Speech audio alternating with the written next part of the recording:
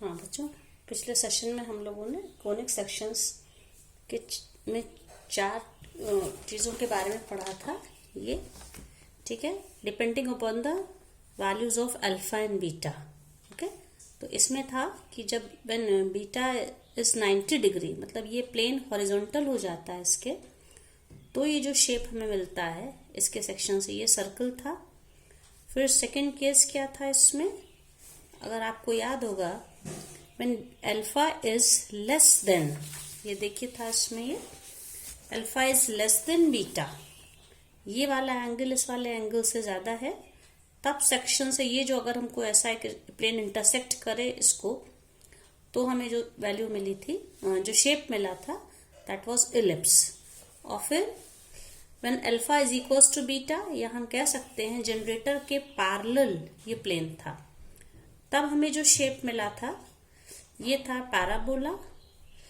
और fourth case क्या था, when beta is greater than alpha. Okay, तो हमें क्या इसमें शेप मिला था, हाइपरबोला। अब इनमें से हम लोग इसके डिटेल के बारे में पढ़ेंगे। जो फर्स्ट शेप था सर्कल। ओके, तो सर्कल आप लोग बच्चों उसको पहले भी पढ़ चुके हैं थोड़ा इसके बारे में। सर्कल क्या होता है, circle is the set of all points in a plane that are equidistant from a fixed point in a plane. ये देखिए, जैसे ये फिक्स्ड पॉइंट है, इसको क्या कहते हैं, centre. This fixed point is centre. और अब इससे फिक्स्ड पॉइंट से इक्विडिस्टेंट पॉइंट्स को अगर हम ज्वाइन करें, suppose we have taken 3 points P1, P2 and P3।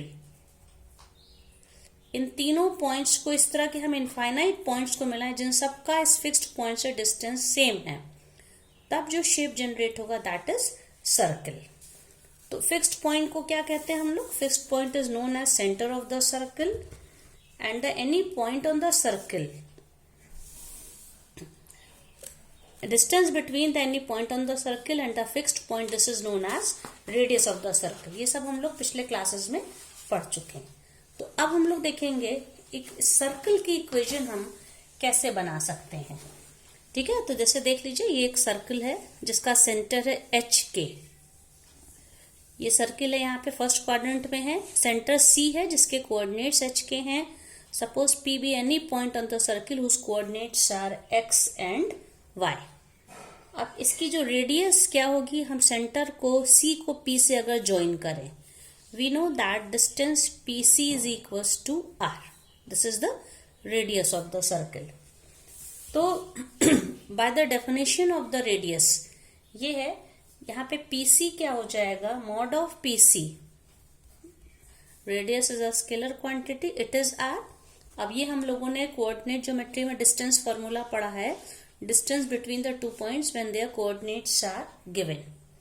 तो PC डिस्टेंस क्या होगा, अगर हम इनका डिफरेंस ऑफ कोऑर्डिनेट्स को लें, तो आप देखिए, इसका x कोऑर्डिनेट x है, इसका h है, तो difference of coordinate x1 y1 x2 y2, तो क्या हो जाता है, x1 minus x2 the whole square, y1 minus y2 the whole square. तो इस तरह से अगर हम लेते हैं, तो x minus h the whole square plus y minus k the whole square is equals to r square, और we can, ठीक है, इस तरह से हम लोग लिख सकते हैं। तो ये रिलेशनशिप ऐसी है, जो सर्कल पे कोई पॉइंट P है जिसके कोऑर्डिनेट्स x y हैं और HK इसका सेंटर है। So this is the equation of the circle whose radius is given and coordinates of center are given। Okay, centre के कोऑर्डिनेट्स क्या हैं, H और K, और रेडियस क्या है, R। ओके, अब मान लीजिए हमने कोई पॉइंट, कोई ऐसे एक वो लिया है, सर्कल है जिसके सेंटर के कोऑर्डिनेट्स हैं suppose 2 3, okay, and radius is given as 4। तो इस सर्कल की इक्वेशन क्या होगी, इक्वेशन ऑफ सर्कल, हम वैल्यू बस रख देंगे इसमें, 2 3 is the coordinate of centre, मतलब H की वैल्यू 2 है और K की वैल्यू 3 है और रेडियस कितनी है, 4 सेंटीमीटर। तो ये क्या हो जाएगा, x minus 2 the whole square plus y minus 3 the whole square is equals to 4 square. हम इसको और खोल के भी और सिंप्लीफाई कर सकते हैं, हम इसको और सॉल्व कर सकते हैं, ये आपको पता है। अब अगर हम ऐसी इक्वेशन निकालें सर्कल की, equation of circle whose centre is origin, तो सेंटर के कोऑर्डिनेट्स क्या होते हैं, एच के, तो ये क्या हो जाएगा 0 0, ठीक है। और रेडियस मान लीजिए उसकी आर है, तो क्या हो जाएगा एच और के की जगह पे हम 0 रख देंगे, रेडियस आर है। इस केस में क्या हो जाएगा x minus 0 the whole square plus y minus 0 the whole square is equal to R square, और we can say x square plus y square is equal to R square. बच्चों ये formula आपको याद रखना, equation of the circle whose centre is origin and radius is are.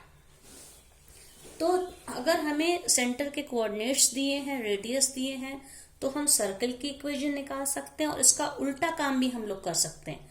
उल्टा काम किस तरह से कर सकते हैं कि अगर हमें कोई इक्वेशन दी हो, उसकी हेल्प से हम रेडियस निकालें और सेंटर के कोऑर्डिनेट्स निकालें।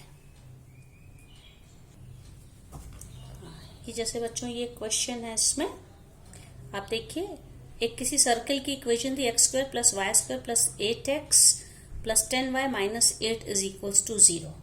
तो इसमें हमें सेंटर निकालना है और रेडियस निकालनी है।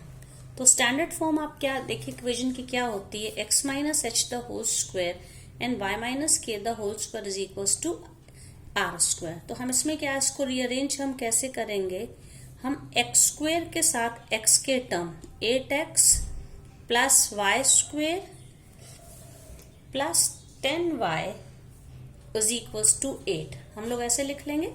अब हमें यहाँ पे होल स्क्वायर चाहिए, x के टर्म्स में होल स्क्वायर और y के टर्म्स में होल स्क्वायर। तो देखिए 2 टर्म है, होल स्क्वायर होने के लिए हमको 3 टर्म्स चाहिए, x square plus y square plus 2xy। तो थर्ड टर्म हमारा क्या होगा, देखिए x स्क्वायर प्लस 8x। इसमें अगर x स्क्वायर का कोफिशिएंट 1 है, तो हम क्या करते हैं, x के कोफिशिएंट को हम हाफ करेंगे। x का कोफिशिएंट 8 है, तो 8 का हाफ यहाँ पे क्या हो जाएगा 4, वो उसका स्क्वायर। याद रखिए x के कोफिशिएंट को हाफ करके स्क्वायर करना है जब x स्क्वायर का कोफिशिएंट 1 हो। तो 8x में x का कोफिशिएंट 8 है, 8 का आधा 4 का स्क्वायर प्लस 16। इधर प्लस 16 करा है, तो यहाँ पर भी हम RHS में भी प्लस 16 करेंगे। इसी तरह से y स्क्वायर प्लस 10y, अब y का कोफिशिएंट 10 है, 10 का हाफ 5 का स्क्वायर 25। जब यहाँ लिखा है तो बैलेंस करने के लिए 25 हमको यहाँ भी लिखना पड़ेगा, ठीक है। तो अब ये तीनों टर्म मिलके x square plus 8x plus 16 ये हो जाएगा x plus 4 the whole square. इसी तरह से ये क्या हो जाएगा, इसको हम जब सॉल्व करेंगे तो y plus 5 the whole square is equal to, इन तीनों नंबर्स को ऐड करने पे क्या मिलेगा 49। तो अब हम ये x plus 4 the whole square को हम इस तरह से लिख सकते हैं x माइनस 4। और ये मैंने क्यों किया है अभी मैं आपको बताती हूँ। इसी तरह से इसको कैसे लिखेंगे, y माइनस 5 का होल स्क्वायर, और ये क्या हो जाएगा 7 का स्क्वायर। तो अब आप देखिए, क्योंकि हमारा जो स्टैंडर्ड फॉर्म में इक्वेशन ऑफ सर्किल है x माइनस एच, यहाँ माइनस साइन होना चाहिए, the whole square plus y minus के द होल स्क्वायर। तो इसलिए ये प्लस को मैंने माइनस में चेंज कर दी, क्योंकि सॉल्व करने पे ये प्लस 4 ही मिलेगा।